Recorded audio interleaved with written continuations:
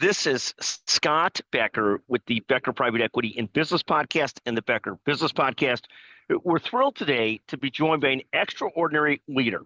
We're joined today by someone who's both the CEO of a private equity funded company, Empower Aesthetics, and also the author of a brilliant book, Leadership and Life Hacks, Insights from a Mom, Wife, Entrepreneur, and Executive. And Alyssa Rapp herself is our CEO of the month for October and just a brilliant leader.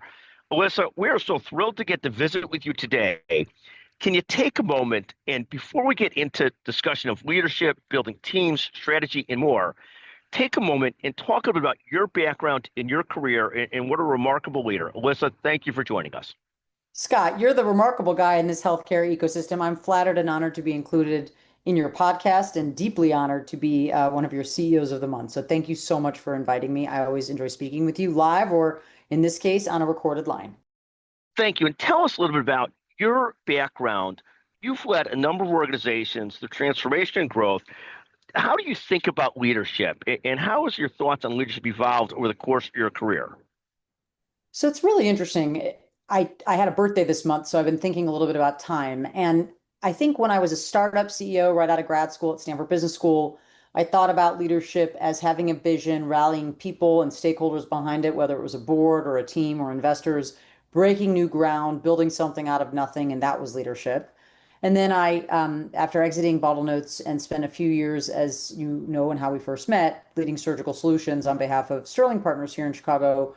And that was a turnaround and a transformation with a wonderful exit to a terrific strategic named Grupo Vidalmex. I really thought about that leadership in that context was the more fundamental stuff of mission, vision, values, goal alignment, very, very, very clear focus on prioritization, same store growth, all the more traditional private equity things versus venture, which is eyeballs in the sky and you're selling rainbows and butterflies and dreams and building something out of nothing. Whereas a middle market private equity multi-site healthcare business was about being focused, tech enablement, ensuring that our current customers had a value proposition that was modern, current, and expanding, bringing on new customers to that, and then selling it to someone who could continue to steward the business.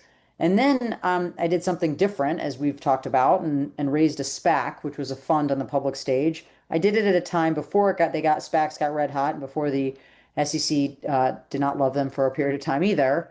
I loved being on the investment side of the house and looking at it. We looked at 113 companies and did 13 LOIs and thinking about how technology, our thesis was around health tech. So how technology could, really explode the category, whether it was a product, a service, a drug, or whatever else.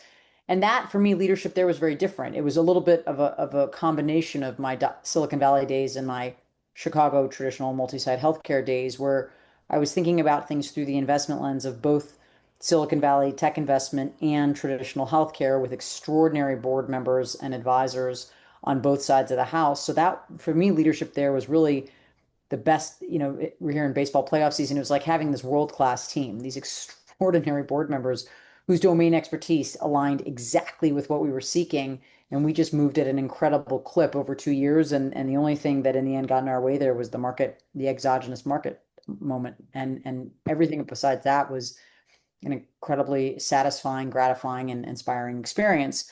And then after the SPAC, having been on two women's health boards for Shore Capital Partners, a different private equity firm here in Chicago, for several years. One of those companies, Empower Aesthetics, I had been on the board for over a year, and the original CEO needed to step away for personal reasons, and was asked by Shore to step from the board into the CEO chair. And that in some ways was both.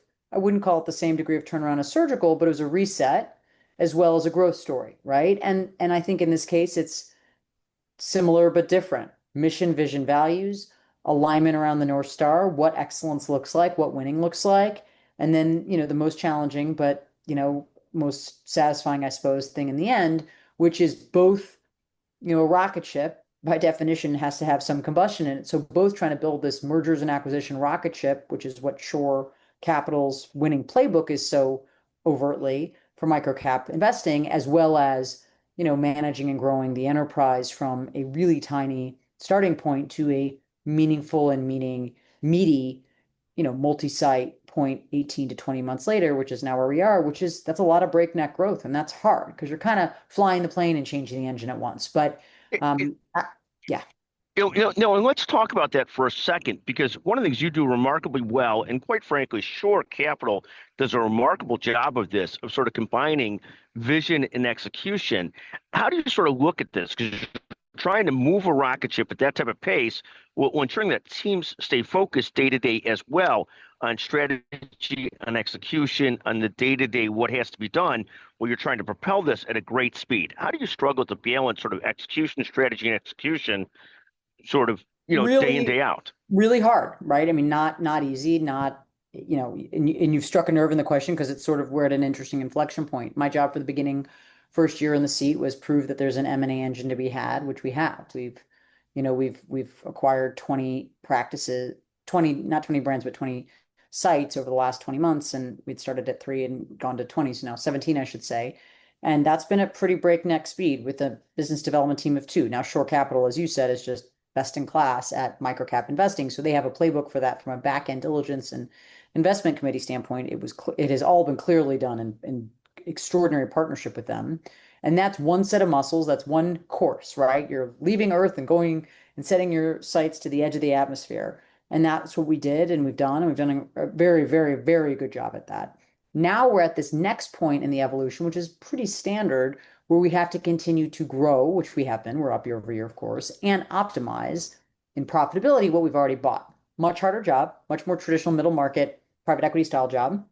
And I liken it to the rocket ship than sort of, orbiting the atmosphere. And then at some point, when you feel like you've got that same store growth playbook just nailed, then you continue out into space until you're charting the moon, the next planet, whatever have you. So the answer is, I think, real crisp clarity of alignment with your private equity sponsor as well as with the team internally, and being direct and forthright and authentic when priorities are shifting, and doing that in a way where people understand the why. The mission hasn't changed to build one of the most successful med spa platforms in the country. What we're trying to achieve over 4 or 5 years doesn't change. The type, being a place where we are the first choice for growth-minded aesthetic professionals, as our vision doesn't change. The values that we bring to the table, whether it's winning as one team, et cetera, haven't changed. But what specific tactics we need to take at this point in orbiting Earth versus just shooting out to the atmosphere are different. And then when we set a new course again in a matter of weeks or months, it's going to be yet another, buckle up and here we go. And so I think the clarity of communication and the clarity of expectations and alignment of what winning looks like at each of those journeys is really what's, I think, key to success for in any growing enterprise, whether it's seed stage, venture stage, lower middle market, or high growth, large cap private equity. But it's also particularly important, to your point, Scott, when you're dealing with an organization moving as fast as we are. And it's literally a remarkable growth engine over the last 12 to 18 months. It's literally remarkable. And so trying to make sure you're optimizing operations while growing that quickly, just fantastic. Alyssa, how do you think about building teams? I know you surround yourself with world-class leaders, both at the board level and internally. How do you think about building teams and spotting talent and bringing talent in? So one of my favorite things to do in my career over the last 20 years as a CEO has been to plant and grow talent.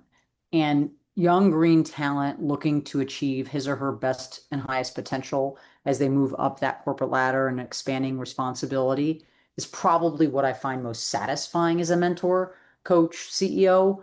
And, identifying folks with the talent, career pathing, asking them their hopes and aspirations are, giving them the career development opportunities to achieve it, the skill development, the managerial coaching, whatever the case may be, span of control.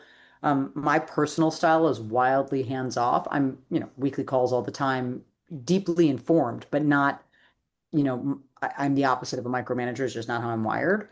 On the other hand, I think that, once you get to a place in an organization, which we are now arriving at Empower, where you can really have world-class executives. We just recruited in a new wonderful CFO, for example. Those world-class executives have their own playbooks and their own approaches, and it's a real gift to be able to bring people in who also can help you develop talent, because if it's all on your own shoulders, it's just quite a lot to do. So, and probably unrealistic and impractical. So I think it's just people with the same values of leading in values-led organizations, being very clear about our why, developing people as well as developing systems and processes. I feel very strongly about that. It's what has made people in my past lives loyal over time and be able to boomerang back into organizations later, which I love seeing and having happen. And then separately, just really, I guess, Scott, the honest answer is walking the walk. Like, if you're someone who comes to me and says, as a Booth student of mine, I want to, join a private equity backed company at Shore out of the gates in an industry I like, great. And then you join that company, and then a couple of years later, you say, I really want to start my own company or join something early stage again, and that happens, you have to be happy for the person that you've helped them on their career arc, right? Our job is to be a steward of people's careers, not limit them in a singular place. So I just take that, I don't want to call it Zen, but I take a relatively Zen attitude toward that. And I really hope I try to understand, respect, and support the whole person. And that can come in many forms and fashions, but whether it's team offsites or values-based discussions on a weekly basis on team huddles or whatever it may be. But I try hardest No, to. and no, and I love that. Thank you so much. I want to talk to you further about mentorship because you've made a specific point over the last decade of mentoring younger people and also particularly women in leadership. What advice do you give to young leaders? And I can't tell you how much I agree with your thought on the young person that comes to work with you and then ends up at a role that that person wanted in their next career and not looking at it as a negative on what you or did at the private equity fund or did at the company, but viewing it as really positive. We had one of our best people leave this last week to become general counsel of another private equity funded company, and we have to view it as positive. This provided the springboard for that person to become general counsel of that, and exactly that attitude and perspective. I love that.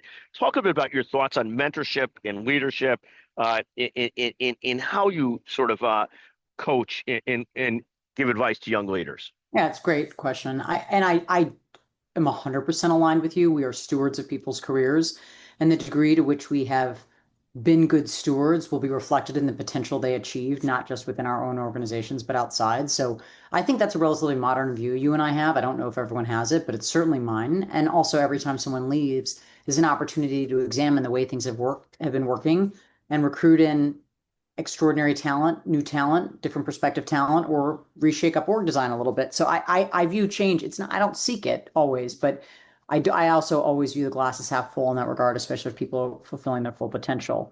On a personal note, on mentorship, as you said, I feel wildly passionate about it. My husband Hal and I have two daughters who are now just 13 and 10.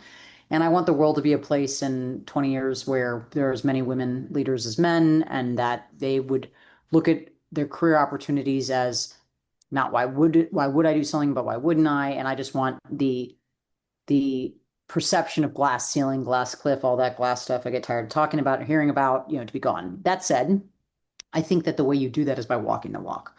So, I wrote a chapter in my book, Leadership and Life Hacks, that you mentioned on mentorship, be one, get one, the power of it. And it's like, here are some tips on being a great mentee, and here are some tips about being a great mentor. And in both cases, like being a mentee, do what you say you're going to do. Make it easy to be mentored. Follow up and give someone updates on what their advice was and how it turned out, good, bad, or otherwise, so that the next time you have a question for them, it doesn't feel transactional. They feel brought along for the journey.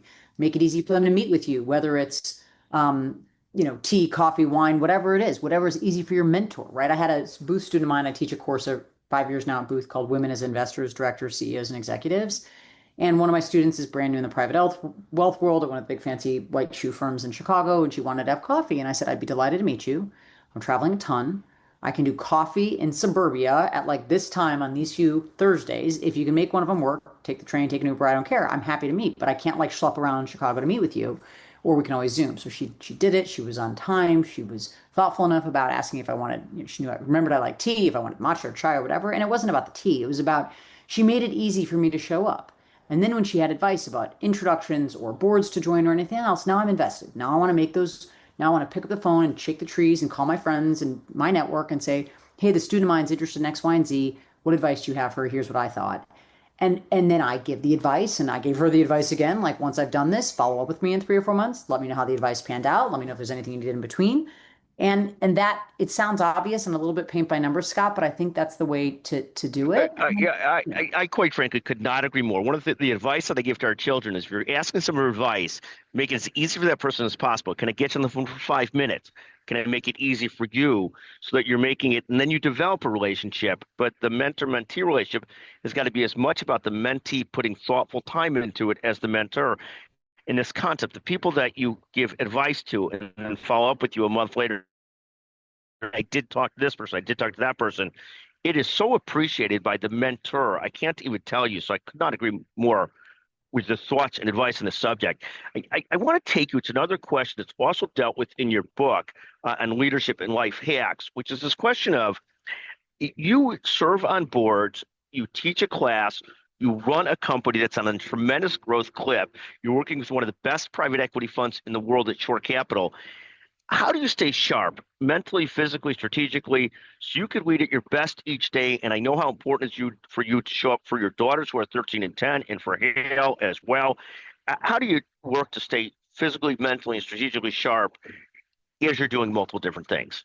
So I think that the two big conclusions I've drawn on this in my 40s, Scott, are one, seek episodic versus daily balance, and I'll expound, and two, it's my responsibility to put my own oxygen mask on first. So whether it's a 30-minute run or an hour, much more comprehensive workout, I do something for myself between 5 and 6:30 every morning to stay sane.